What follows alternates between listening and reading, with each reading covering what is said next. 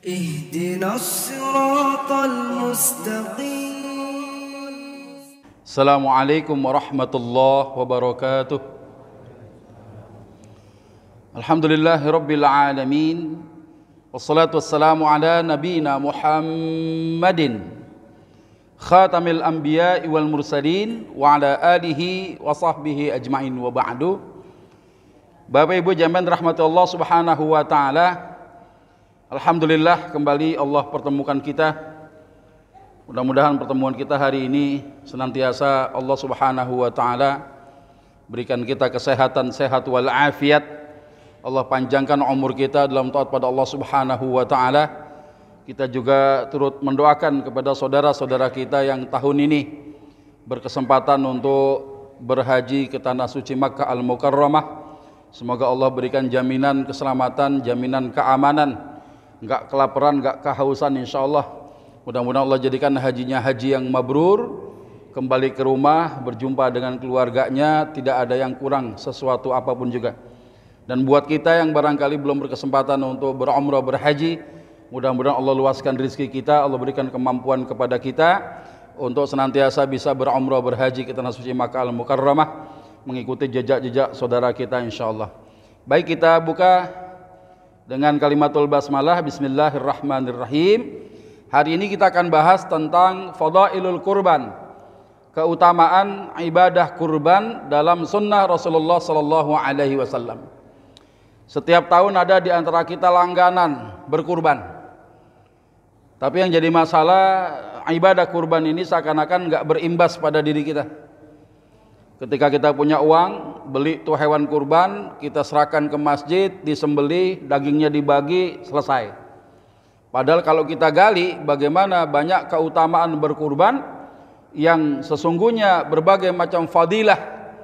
Di antara kurban itu sendiri ada sunnah-sunnah yang kita nggak jalanin.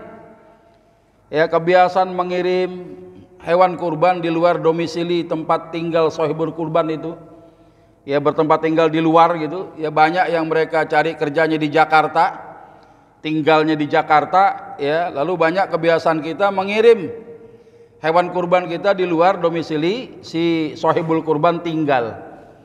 Padahal yang lebih utama adalah bagaimana kita men-share tetangga-tetangga terdekat dari kita untuk bisa menikmati kebaikan yang ada di antara ibadah kurban kita itu. Kalau ada kompor kita meleduk gitu kan, ini yang bantuin siapa?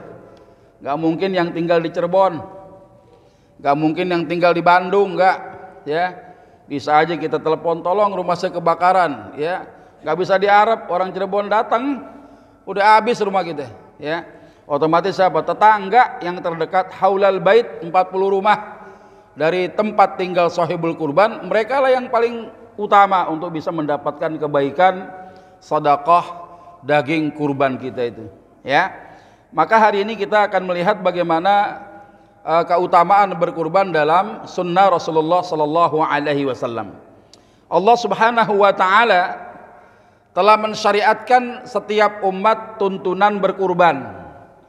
Jadi ternyata ibadah kurban itu tidak hanya Allah syariatkan kepada umat Rasulullah saja, tapi juga termasuk umat-umat sebelum kedatangan Rasulullah sallallahu alaihi wasallam. Sebagaimana Allah sampaikan di dalam Quran surat Al-Hajj ayat 34. A'udzu billahi minasyaitonir rajim. Walikulli ummatin ja'alna mansakan liyadhkuru smallahi 'ala ma razaqahum min bahimatil an'am. Dan bagi setiap umat kami berikan tuntunan berkurban agar mereka mengingat Allah Subhanahu wa taala atas rizki yang dilimpahkan kepada mereka berupa hewan-hewan ternak, ya. Tapi kemudian seiring dengan perkembangan peradaban manusia, praktek ibadah kurban ternyata sudah bercampur dengan kontaminasi, ya, tradisi jahiliyah.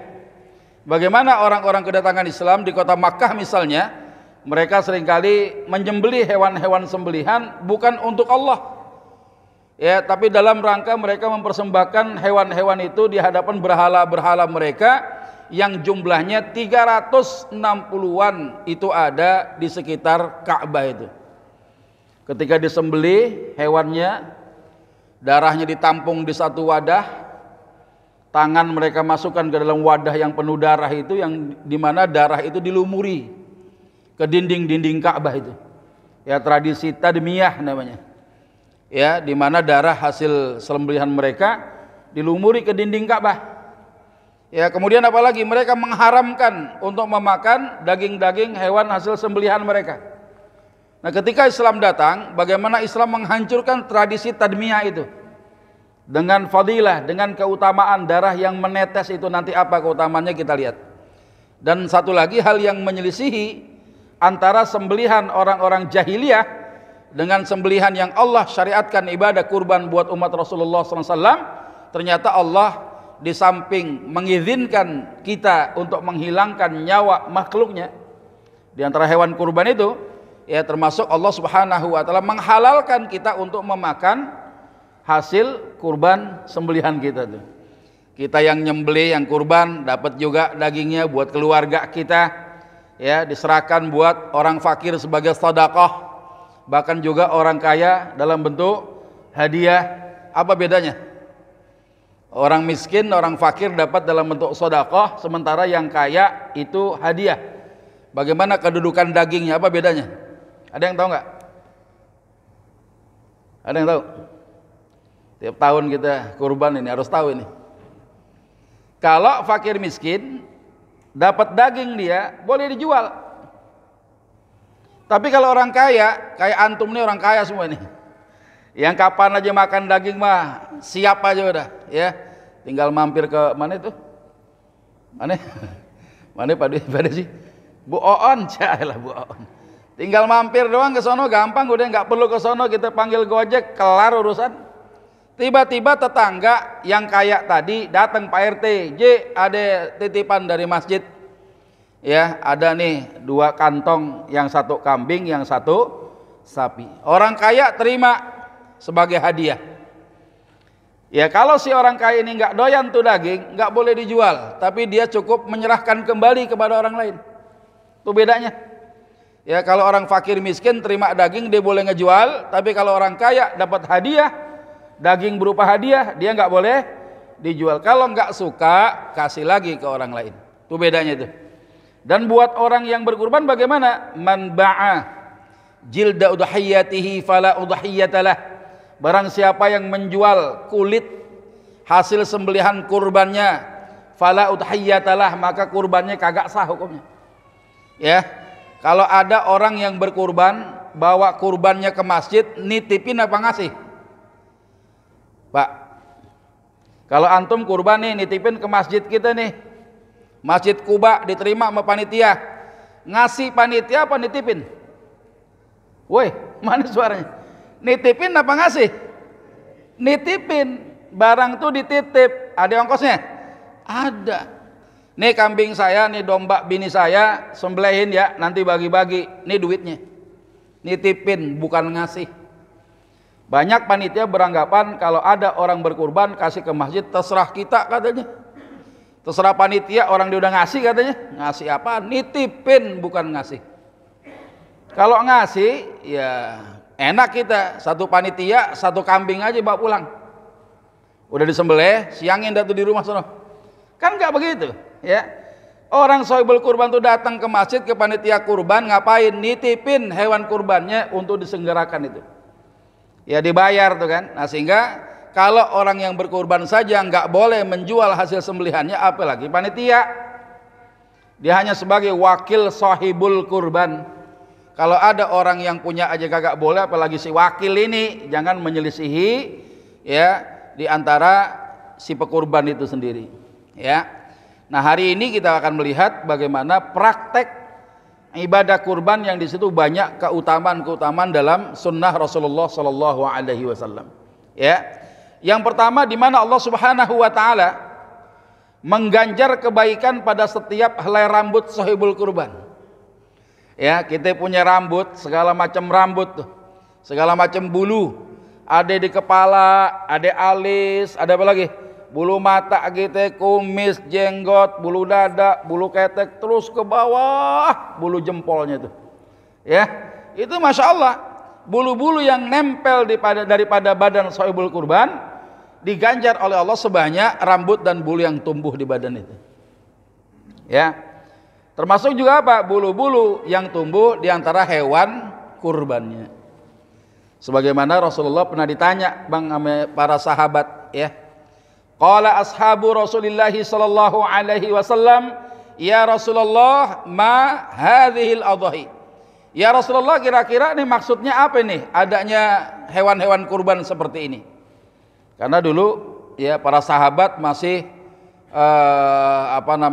terbayang-bayang dengan perilaku-perilaku orang jahiliyah ketika ya mereka menyembelih hewan sembelihan untuk berhala-berhala mereka.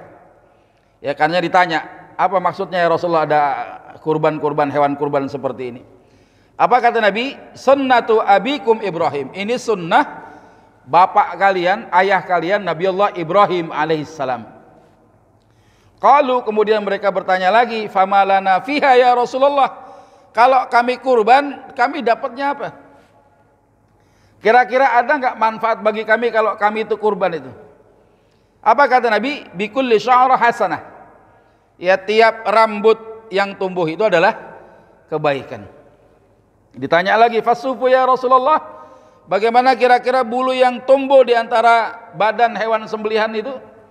Ya, sebagai kurban itu bikulli sya'rah minas suf hasanah. Maka tiap bulu-bulu yang tumbuh di antara ya badan hewan kurban itu pun juga kebaikan. Ya, karena ini kebaikan sebanyak rambut yang tumbuh antara si pekurban dengan hewan kurbannya, maka disunnahkan oleh para ulama ketika melihat satu hadis ini, ya, anna Rasulullah sallallahu alaihi wasallam qala idza raaitum hilala dzil hajjah, kalau kalian melihat tanda hilal bulan baru tanggal 1 bulan Dzulhijjah, pasang niat, ya, wa arada ahadukum an yudhhiya, kalau ada di antaramu mau kurban, falyumsik an sya'rihi wa azfarihi, maka tahan, jangan cukur rambutnya, jangan potong kukunya. Sampai kapan? Sampai hewan kurbannya disembelih. Ustadz, rambut saya biasa cepak, ya, kalau gondrong dikit meriang, kalau gondrong beringsangan, saya nggak tahan, saya mau cukur aja dah, nungguin hewan disembelih lama, gitu kan? Nah, kata ulama al-Malikiyah wa Syafi'iyah, kalau melanggar hukumnya makruh. Ada ulama yang mengharamkan pelanggaran itu siapa? Imam Ahmad bin Hambal. Kata fal yumsik an sya'rihi wa dhfarihi, ini maknanya at-tahrim. Ya, jangan potong rambut, ya, cukur rambut dan potong kuku. Sehingga kalau ada orang mau berkurban, dia tahan itu, enggak cukur rambut, enggak potong kukunya, sampai kapan? Sampai hewannya disembelih. Kalau melanggar hukumnya haram, dosa dia, kata Imam Ahmad bin Hambal. Ya, jadi kita yang baru tahu barangkali hari ini, ya, kita kudu apa? Menahan, jangan potong rambut, jangan potong kuku. Kenapa? Tadi itu fadilahnya, kebaikan diganjar dengan sebanyak rambut yang tumbuh, ya, di antara badan sahibul kurban, termasuk hewan kurbannya, masya Allah. Yang kedua, Allah Subhanahu wa Ta'ala mengampuni dosa-dosa si pekurban semenjak tetesan darah pertama ngalir. Nah, ini yang saya bilang tadi. Dikala orang-orang jahiliyah melumuri dinding Ka'bah dengan darah-darah hewan sembelihan, ternyata Allah ganti dengan keutamaan ini. Di mana Rasulullah diceritakan apa? Dohan nabiyyu bikabsyaini amlahaini akranain. Rasulullah sallallahu alaihi wasallam menyembelih 2 ekor domba yang bertanduk. Zabahahuma biyadi. Nabi itu nyembelih dengan tangannya sendiri. Ini kalau antum pengen berimbas itu kurban, ya, kalau tahun lalu nyuruh orang nyembelih, sekarang mah udah naik makom antum nyembelih sendiri kalau bisa. Ya, belajar tuh. Konon di daerah Jakarta Barat ini ada pelatihan juleha itu. Ya, juru sembelih halal, ya. Saya nggak tahu tanggal berapa, ikut tuh Pak. Ya, kesempatan terbatas jumlahnya. Nanti kalau antum tahun ini bisa nyembelih sendiri, di situ baru terasa itu. Hewan kita beli, duit boleh nabung. Ya, berapa hari kita taruh di rumah, anak udah akrab aja tuh sama kambing tuh. Ya, udah gitu kita bawa, ya, ke masjid, kita titipin, kita sembelih sendiri, bayangin. Ya, mungkin nggak terasa air mata kita ngalir tuh Bang. Ya, Rasulullah nyembelih sendiri. Kalau kita mau nyembelih, usahakan goloknya jangan minjem. Ya, goloknya jangan minjem, beli dah. Jangan beli yang 300.000 ya, itu mah golok tebas pohon, kagak boleh. Ya, golok buat nebas pohon itu bilahnya berbeda dengan golok sembelih, sekalipun tajam jangan, kurang afdol untuk nyembelih. Ya, maka di masjid yang punya biasa motong, tanya goloknya berapa duit. Ya, kenapa? Yang paling bagus itu ya minimal harga 1 juta ke atas itu, Pak. Ya, minimal bilahnya itu Masya Allah ya, dari bajak-bajak yang memang tahan untuk disimpan lama ya, tanpa diasah, tinggal di strooping dengan kulit aja, setiap tahun bisa kita pakai itu. Jadi nggak perlu minjem nih, kalau bisa ya punya sendiri. Kenapa? Karena Nabi nyembelih sendiri. Wasamma wa kabbara, Nabi ketika menyembelih membaca apa? Bismillahi Allahu Akbar. Ya, nah bagaimana kalau kita nggak bisa nyembelih? Ustadz, badan saya emang gede doang, ya. Kumis baplang, kalau ngomong megalak, tapi lihat darah, sempoyongan saya. Saya kagak kuat, dengkul reot aja udah. Ya udah boleh nyuruh orang, tapi bagaimana sunnahnya? Antum menyaksikannya tuh. Kenapa harus menyaksikan? Minimal antum yakin bahwa penyembelihan itu halal, penyembelihan itu sah hukumnya. Jangan sampai ada hewan sembelihan yang mati gara-gara luka sayatan golok. Ya, padahal urat lehernya masih ada tuh 1 kesisa, baru 2 disembelih, atau golok kita nggak tajam ya, ada kambing digodot-godot nggak mempan-mempan, orang bilang di kambing dari Banten katanya ya, 10 tahun di Banten, jangan-jangan nih ya, ngapain nyari daun katanya ya. Itu bukan kambingnya kebal ya, anti bacok, enggak ya, golok kita payah ya. Ini kalau ternyata luka gara-gara sayatan itu, dia mati gara-gara luka sayatan, maka status dagingnya bangke, Pak.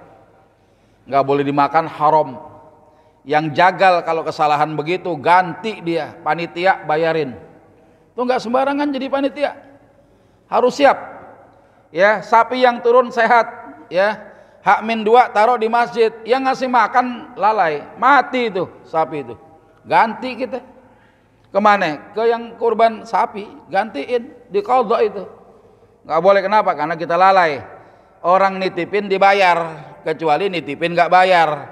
Kalau kenapa-napa kita nggak ganti. Tapi karena dia bayar, kita dititipin itu sapi, kambing, tiba-tiba perawatannya kurang ajib, udah ya ganti kalau dia mati itu. Ya, sebelum disembelih. Ya, ini Rasulullah sampaikan kepada putri beliau ini. Annan Nabiyya sallallahu alaihi wasallam qala li Fatimah. Rasulullah SAW pernah merintahkan putri beliau Fatimah Az-Zahra, qumi ila udhiyatik fashhadiha. Ya, kau pergi sana, keluar dari rumah ya, samperin tuh, lihat, saksikan hewan kurban sembelihanmu itu.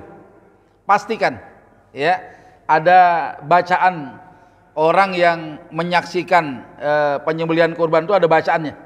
Dan itu sunnah Nabi. Kalau antum nggak menyaksikan, nggak mungkin ini. Ya, bisa kita lakukan sunnahnya itu.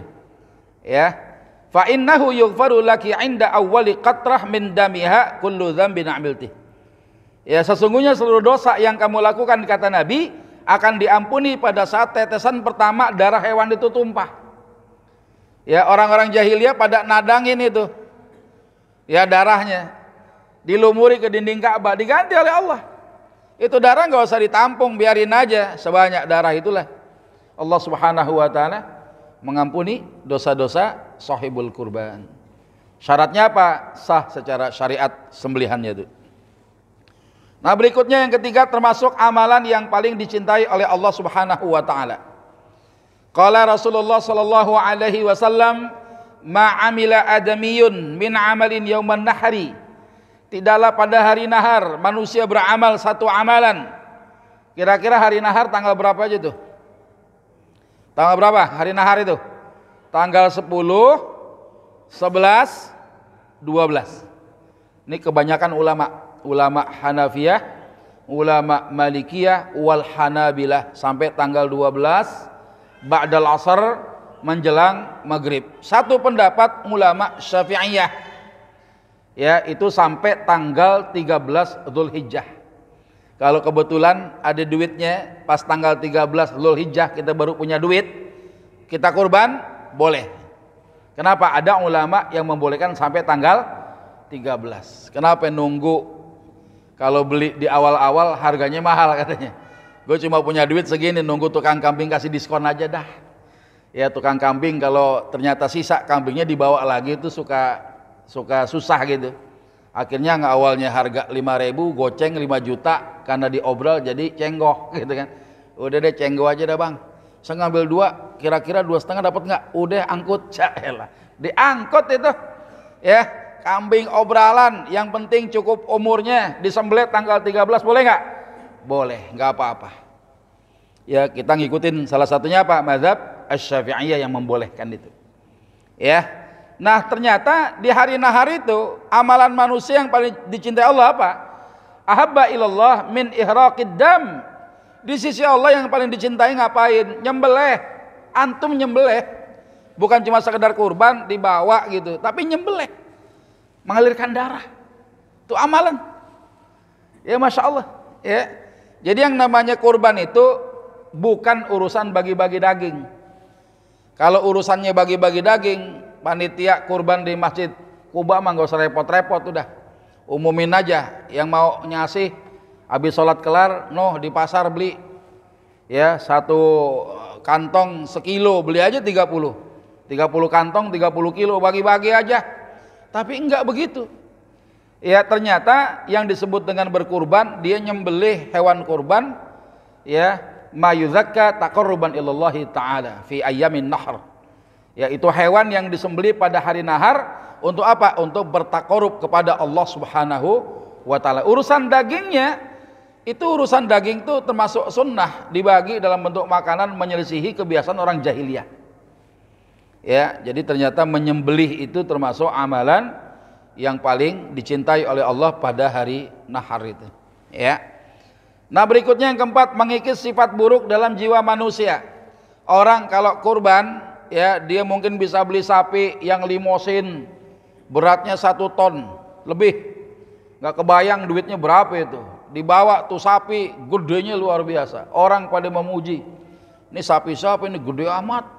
Oh Haji Fulan, kedengeran kita masih Haji Fulan. Ya kalau hatinya masih ria, masih sum'ah, ya egonya masih tinggi, berarti kalau dia berkurban nggak berimbas pada kurbannya. Ya padahal Rasulullah sampaikan apa? Nanti hewan kurban itu menghadap Allah pada hari kiamat jadi saksi itu. Innaha la ta'ti yaumal qiyamah biquruniha wa sy'ariha wa adlafiha. Hewan itu akan menghadap Allah jadi saksi pada hari kiamat dengan tanduk lengkap, kuku dan bulunya. Wa annad dam la yaqa'u minallah bimakanin qabla an yaqa'a minal ard. Ya, dan sungguh darah tersebut akan sampai kepada Allah. Allah ridha. Allah ridha. Ya, menghalalkan, kita diizinkan menyembelih, menghilangkan nyawa di antara makhluk-makhluk Allah itu. Ya, sebelum tetesan darah itu jatuh ke bumi, fatibu biha nafsan, maka bersihkanlah jiwa kalian dengan berkurban. Coba antum bayangkan kalau takdir diganti, ditukar. Antum jadi kambingnya, yang si kambing jadi tukang jagalnya. Kayak apa rasanya nih kita kumpul di masjid ini nunggu panggilan mau disembelih. Rasanya kayak apa itu? Tapi si hewan ini tunduk terhadap aturan Allah Subhanahu wa taala. Enggak ada kambing-kambing baperan sama Allah, enggak ada. Enggak ada yang sakit hati, om-omnya, ponakan-ponakannya, bahkan lakinya tuh kambing disembelih sama kita, enggak. Coba bayangkan kalau kita jadi kambingnya, yang kambing jadi tukang jagalnya. Maka kita lihat ya, dengan kerelaan hewan ini mau diatur lewat tangan manusia disembelih, yang ngikutin aturan Allah Subhanahu wa taala. Makin kita lihat tuh kambing disembelih, ego kita harusnya udah lebih merendah di hadapan Allah Subhanahu wa taala. Tawaduk kita makin muncul, jangan sampai punya sifat riya, sifat sum'ah. Ya kalau masih ada riyanya itu penyakit hati itu. Berarti kurban itu enggak berimbas, enggak mengikis sifat-sifat buruk dalam jiwa manusia. Ya, ini kan Masya Allah nih, jangan sampai itu ya. Kita melihat bagaimana efek daripada kurban itu sendiri ya, yang dimana Rasulullah perintahkan apa? Fatibu biha nafsan, bersihkanlah jiwa kalian dengan cara berkurban. Ya, antum bisa bayangkan tuh kondisinya. Ya, hewan-hewan tadi ya yang disembelih, kira-kira ngerasain sakit nggak? Kambing yang kita sembelih sakit nggak? Sakit Pak, tapi kalau disembelih dengan syar'i, secara syariat sah, sakitnya hewan sembelihan kurban itu seperti kematian orang yang mati syahid. Makanya hati-hati ya, antum sebagai orang yang dipercaya oleh panitia, oleh sahibul kurban menyembelih, ini harus benar-benar paham ya, terutama ilmu menyembelih, terutama juga hukum fikih yang terkait dengan kehalalan hasil sembelihan kurban kita atau orang lain ya. Nah, yang berikutnya mendapatkan pahala sedekah lewat daging hewan kurban yang diberikan orang lain sebagai dalam bentuk makanan tuh. Jadi kalau panitia tadi bukan dikasih sama sahibul kurban, tapi dititipi, sebagaimana sahabat Ali bin Abi Thalib radhiyallahu taala anhu yang dititipi oleh Nabi, kira-kira Nabi kurbannya 100 unta. Ya, 40-an unta diselesaikan lewat tangan Nabi sendiri, sementara Ali diperintahkan Nabi untuk ngurusin sisanya itu. Beliau menyampaikan apa nih? Amaroni Rasulullah sallallahu alaihi wasallam an aquma ala butni. Bahwasannya Rasulullah SAW memerintahkan aku untuk mengurusi penyembelihan unta kurbannya. Ya. Apa kemudian yang Nabi perintahkan ini? Wa an atasaddaqa bilahmiha wa juludiha wa ajillatiha. Ya, beliau juga memerintahkan aku, kata Ali, ya. Rasulullah memerintahkan aku untuk membagikan, mensedekahkan semua dagingnya, semua kulit tubuhnya dan kulit punggungnya itu. Berarti panitia tugasnya apa? Mendistribusikan daging-daging hewan sembelihan yang sudah diserahkan, dititipi oleh para sahibul kurban, yang sahibul kurban telah membayar ya atas jasa-jasa panitia. Bagaimana kalau panitia kekurangan ongkos, makannya kurang, kadang panitia waktu rapat mah cuma sekian orang, tapi pas pada saat hari H semua orang panitia, yang bawa pisau pokoknya panitia. Akhirnya apa ya? Pada datang segambrengan. Ya, uang untuk konsumsi kurang. Dijual itu sebagian kulit-kulitnya dijual buat nambahin apa? Buat nambahin konsumsi panitia, hukumnya haram, nggak boleh. Kalau masjid mau menyelenggarakan, sudah menjadi tanggung jawab masjid, pengurusnya harus mengeluarkan ongkos-ongkos untuk penyelenggaraan syiar ini. Ya, jangan dibebanin panitia. Dulu waktu saya jadi panitia, nego sama pengurus. Ini kita mau ngerjain, tapi kalau kita kurang dana gimana? Oh, jual kulit kayak tahun lalu, enak aja, nggak boleh. Ya, kalau kita kekurangan uang gara-gara panitia nih, ya banyak operasional, dana operasional lebih banyak, konsumsinya kurang. Bagaimana? Ya udah, siap masjid untuk nombokin, ngeluarin dari uang kasnya itu. Udah, kalau memang udah bersedia, saya mau jadi panitia. Supaya apa? Panitia nggak melanggar, Pak. Ya nggak boleh. Ya, lihat Ali bin Abi Thalib itu. An akuma, an atasaddaqo, itu masih itu rangkaian perintah Nabi. Nabi nyuruh, ya ngurusin kurban untanya. Wa an atasaddaqo, Nabi perintahkan mensedekahkannya. Wa an la u'tiya al jazzaro minha, dan aku tidak diperbolehkan untuk apa? Untuk memberikan upah kepada tukang jagal dari hasil sembelihan daging kurban itu. Ya, tukang jagal ditanya, lu biasa nyembelih sapi berapa? 700.000 bang. Kita boleh nawar gak? Gope aja dah. Iya boleh gope, tapi pala, buntut, kaki, kulit, sama di bawah buntut dikit tuh ya, yang nyelip-nyelip di bawah, jangan lupa masukin tuh buat kita. Tukang jagal biasanya suka main di pasar, itu bukan dimakan biasanya Pak. Diapain? Dijual. Ya, kepala dijual, paling murah tuh kalau hari lagi begitu 250.000 paling murah. Ya, kulit sapi di kilo Pak, sekilonya sekian-sekian, dapat lagi lihat duit lagi. Jadi sama saja menambah ya tambahan upah kepada tukang jagal, kecuali daging itu diberikan dalam bentuk hadiah. Tukang jagal dikasih hadiah, tapi hadiah jangan nawar, jangan minta. Ustadz kemarin bilang tuh, kita jangan dikasih upah lewat daging, hadiahin aja Pak, tapi hadiahnya kepala, kulit, kaki, buntut, sama di bawah buntut tuh, yang kejepit sama paha katanya begitu. Jangan lupa tuh ya, yang begitu kagak boleh. Yang namanya hadiah mah terserah panitia aja udah. Nih tukang jagal ente dapat nih daging, nih hadiah nih, sama kayak kita. Ya, sama kayak masyarakat tuh, sekantongnya 2 kiloan, ente dapat 2 kilo satu orang, boleh. Itu hadiah. Ya, nah ini disebutkan. Jadi tugas panitia itu sebagaimana Ali bin Abi Thalib diperintahkan ngurus penyembelihannya, pembersihannya, distribusi dagingnya. Ya, panitia nggak ngurusin kapan gue dapat yang mana yang didapat, nggak boleh. Ya hati-hati apalagi sampai ada ya jatah-jatah khusus. Ketua panitia 5 kilo, wakilnya 3,5 kilo, ya si bendaharanya 3 kilo dah, ya urusan operasional 2 kiloan aja. Sementara masyarakat dikasih dalam bentuk sodako berapa? 0,5 kilo aja kagak ada, itu juga campur sama telek. Ya kantong telek tahu itu yang suka dibersihin sama kita. Ya babat-babat yang kalau kita makan kayak anduk gitu, ya kayak anduk udah kelamaan gitu ya. Nah, itu dikasih dicampur, ya Allah. Ya sementara kita ini sebagai wakil sahibul kurban, Pak. Ya wajib menjalankan amanah itu dengan baik sehingga pahala si pekurban ini sempurna di hadapan Allah Subhanahu wa taala. Ya. Nah, kemudian yang terakhir, menyelisihi tradisinya orang kafir. Orang-orang kafir jahiliyah mereka berkurban untuk berhala mereka, tapi lihat bagaimana hadis ini. Ya, apa yang dilakukan oleh Nabi? Annan Nabiyya sallallahu alaihi wasallam dzabaha yaumal Aid kabshain. Bahwasannya Nabi menyembelih di hari Aid 2 ekor kambing. Tsumma qala hina wajjaha. Tatkala Nabi sudah menghadapkan wajahnya ke kiblat, Nabi baca apa? Wajjahtu wajhiya lilladzi fataras samawati wal arda hanifa. Wama ana minal musyrikin. Inna salati wa nusuki wa mahyaya wa mamati lillahi rabbil alamin la syarika lahu wa bidzalika umirtu wa ana awwalul muslimin. Tuh Nabi kalau motong baca itu. Kita yang nggak ikut motong, nggak bisa motong sendiri, datang Pak di belakang tukang jagal, kita baca ini kalau bisa ngadep kiblat.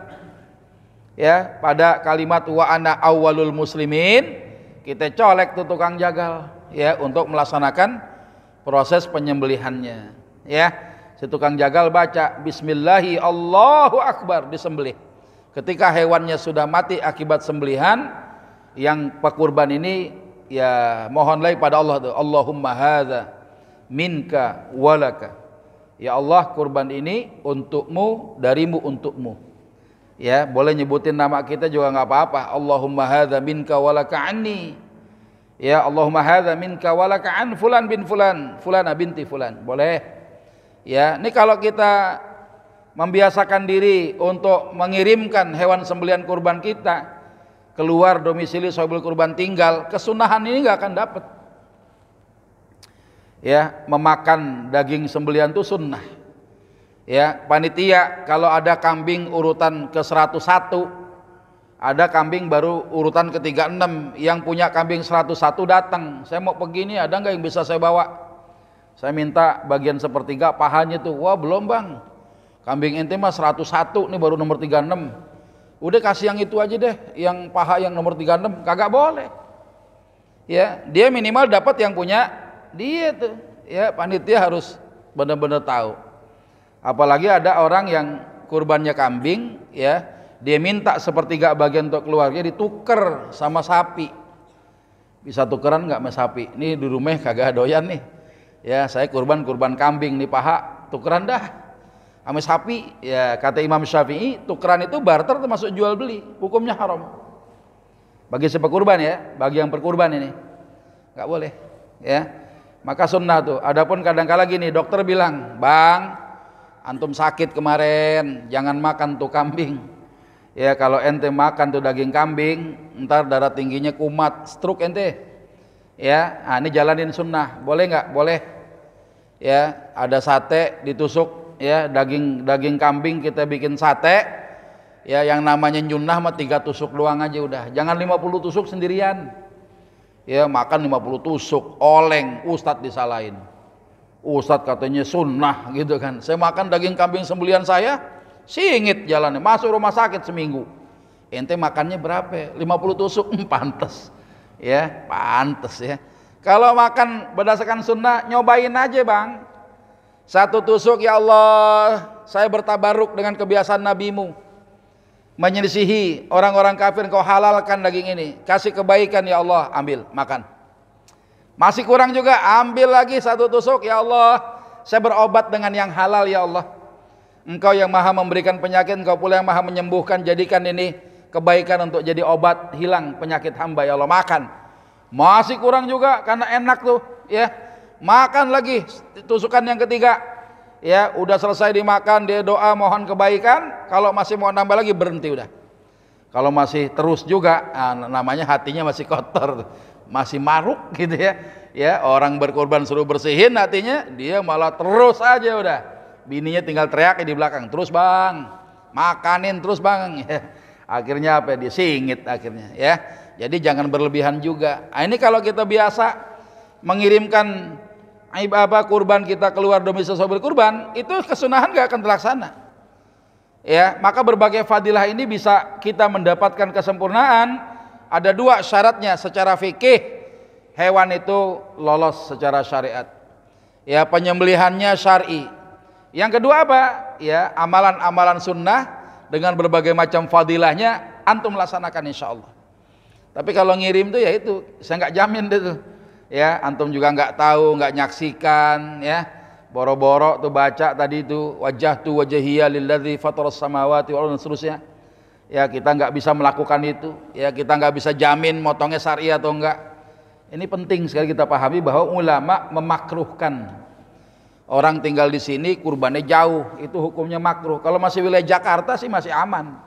Antum tinggal di Jakarta, ya masih di Jakarta aman. Tapi kalau sudah keluar, harus ada alasan kemaslahatan yang dominan kemaslahatannya. Jangan alasan begini bu, saya kurban di kampung Ustadz karena orang kampung jarang makan daging. Ya, ini kasihan. Ya, banyak orang miskinnya. Yang namanya mengentaskan kemiskinan gak cukup 4 hari doang. Bagi-bagi daging, tapi yang bisa menghilangkan kemiskinan itu apa? Zakat, bukan kurban. Dan daging itu makanan pilihan, bukan hal yang pokok. Ya, kadang ada orang yang kebetulan tempatnya kena musibah, ya rumahnya hanyut, hartanya habis. Ada orang kena musibah cuma pakai baju yang nempel di badan doang, nggak ada yang bisa dimakan. Adanya daging kita kirim jadi bahan makanan pokok, bisa lanjut kehidupannya boleh. Itu kemaslahatan. Silakan aja. Lebih bagus lagi, antum nyembelih di sini, kirimkan dagingnya ke sono. Boleh. Dan yang namanya menyembelih harus hari nahar, nggak boleh di luar itu. Malam takbiran aja kagak boleh nyembelih. Kalau disembelih juga itu halal dagingnya, tapi nggak dapat pahala kurbannya. Tapi menghabiskan dagingnya, membagi dagingnya itu boleh sampai kapanpun, Mbak. Nggak harus habis hari itu. Antum simpen dulu deh tuh 2-3 bungkus di freezer gitu, bikin frozen gitu. Nanti kalau saudara ade bawa, kalau nggak sempet kita yang ke sono. Walaupun sudah lewat hari tasyrik, Pak. Karena kurban itu tidak terletak pada bagi-bagi dagingnya, itu sunnah. Yang utama adalah menyembelih hewan sembelihan kurbannya itu. Ya, baik. Ini pembahasan kita tentang keutamaan. Mudah-mudahan antum bisa termotivasi. Yang belum biasa berkurban, mudah-mudahan tahun ini bisa kurban. Yang sudah terbiasa, ya makin baik lagi kurbannya. Ya, yang semok, yang gemuk, yang gede. Ya Allah luaskan rezeki kita sehingga kita bisa mendapatkan kebaikan kurban kita lebih baik daripada tahun-tahun yang lalu. Baik, sebelum ditutup ada pertanyaan, dipersilahkan. Ya, silakan. Ya, bismillah.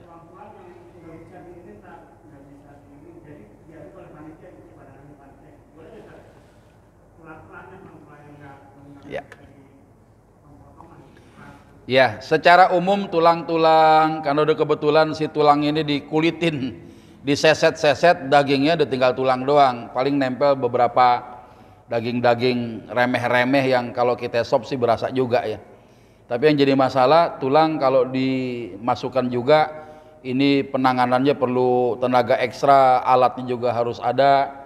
Ya kadangkala ya tulang bagaimana hukumnya nih? Nah, itu kembali kepada kebiasaan kita. Kalau memang itu tulang bisa diolah orang kemudian bisa dimasukkan dan itu banyak manfaatnya, ya silakan aja. Tapi kadangkala ada orang yang malas ngolahnya, maka untuk tulang-tulang silakan kumpulkan tuh. Ya boleh, nanti siapapun boleh ngambil termasuk panitia, diatur. Ya bahkan warga yang mau ngambil juga boleh, silakan. Ya kita nggak motong-motong, tapi misalnya tulang dengkul segitu ya dipotong-potong kagok juga, karena golok sembelih itu kalau dipakai untuk ngebacok tulang ya gompal Pak. Ya golok sembelih itu hanya untuk material-material yang bahannya lembut kayak leher tuh kan, ya itu bisa dihajar pakai golok sembelih. Nah ini kalau seandainya tulang-tulang tadi ya termasuk jero-jeroan, ya jeroan kalau modelnya ati ya, termasuk juga ade parunya, ini barangkali bisa dimasukin nggak apa-apa. Tapi kalau ada orang yang membersihkan apa babat-babat yang begitu tuh, ya ini kalau mau juga dimasukkan, kalau bisa dipisah. Tapi kalau panitia tidak memasukkan bab itu, ada orang yang mau ngambil silakan aja. Ya cuma masalahnya mungkin orang rebutan ya, jadi masalah kalau berebut. Ya mungkin dikumpulkan dulu, panitia pun kalau mau ngambil silakan. Karena alasannya tadi itu mau dikasih ke orang juga rasanya ya nggak mungkin semua dapat juga, dan nggak semuanya bisa mengolahnya. Boleh Pak, ya boleh saja begitu. Misalnya kepala kambing tuh ya dikumpulin, yang benar itu kan warga diumumin yang mau kepala siapa nih gitu kan. Tapi nanti setelah urusan proses penyembelihan pada kelar ya, udah ditanding-tanding itu, jadi boleh aja. Atau si panitia memberikan plus tulang-tulangnya ya, bungkusannya dipisah kepada orang-orang yang antum memang niatkan untuk dikasih. Ini antum dapat daging, ada bonus nih, pala kambing buat ente nih, boleh nggak? Boleh ya. Ini tulangnya mau nggak? Mau ya, ini tulangnya nih ya, boleh juga. Begitu aja ya, pas kita ngasih gitu ada panitia juga, ente mau tulang ya ambil. Yang nggak boleh itu kadangkala kita belum selesai, belum kelar, ada aja bagian yang hilang ya. Kadangkala ada orang yang biasa nyesetin daging lepas dari tulangnya. Ini banyak nih ya, datang-datang anak main mata be di rumah udah pada nunggu noh ya, mau nyate katanya, ini belum kelar babenya ya. Tiba-tiba ada daging yang bisa terbang Pak ya. Daging tuh sering yang bisa terbang tuh, antum nanti banyak nyasin, dilemparin tuh daging terbang keluar pagar, yang nangkep anaknya ya. Nah, ini hati-hati nih panitia, jangan sampai begitu ya. Penting, ini tugas mulia. Bahkan panitia, antum tahu rahasia panitia, antum mendapatkan pahala seluruh orang-orang yang berkurban Pak, karena ada wasilahnya. Al wasilatu laha ahkamul maqasid. Ya hukum wasilah tergantung hukum tujuan. Kalau wasilahnya bisa mendapatkan pahala karena tujuannya halal, antum dapat pahala sebanyak apa? Sebanyak orang yang berkurban itu. Karena antum ngurusin, dia jadi sampai kan amalan dia kan. Kalau nggak ada antum gimana? Nggak mungkin sampai. Antum jadi pahala jembatan. Bisa saja orang yang beramal satu kambing dapat satu kambing, antum sebanyak kambing yang dititipin sama panitia pahalanya tuh. Maka jangan dikotorin sama perangai-perangai buruk yang ngambil itu. Ya Allah, daging kalau banyak juga kulkas kita nggak bisa tutup Bang, buat apaan ya, kedagingan iya gitu ya. Ini hati-hati ya. Jadi boleh saja, sepakati dulu ketika rapat panitia bagaimana urusan tulang, pokoknya nanti kita lelang aja. Maksud lelang tuh yang mau ngambil aja dah, ntar kita kumpulin. Tapi kalau panitia mau ambil juga ya silakan aja udah ya, nggak terlalu ini, karena tiap orang juga belum tentu bisa memasaknya ya, kepala-kepala dan lain sebagainya juga demikian ya. Seperti itu Pak ya, disepakati oleh para jamaah ini ya, yang jadi panitianya ya. Itu barangkali ya yang bisa disampaikan. Ada lagi pertanyaan lagi, silakan. Masih ada? Kalau kurban dimasak, dagingnya dikasih boleh nggak? Boleh nggak? Antum mau ngasih tetangga yang non muslim ya, kalau ngasih ke tetangga non muslim sebagai apa namanya? Hadiah, boleh nggak? Boleh, tapi hukumnya makruh, kurang disuka di sisi Allah itu. Karena nggak semua jenis orang kafir itu boleh mendapatkan kebaikan dari kita. Yang mendapatkan kebaikan itu ada kafir zimmi, kafir muahid, dengan kafir musta'man. Yang banyak beredar di kampung kita kafir musta'man, satu kantor, berteman, bertetangga. Ya, yang nggak boleh kafir harbi, kafir yang nyata-nyata memerangi kaum muslimin itu nggak boleh kita kasih, haram hukumnya. Tapi buat mereka hukumnya makruh. Boleh tapi makruh. Biasanya kalau dikasih mentahan rada-rada baper kali ya. Kita bikin satenya aja dah. Dikirim 20 tusuk, kasih tetangga kita, boleh. Yang non muslim tadi, boleh. Ya, jadi hukumnya dibolehkan, yang penting bukan kafir harbi. Dimasak juga silakan boleh. Ya nggak ada masalah kalau memang kita cukup waktu, cukup tenaga.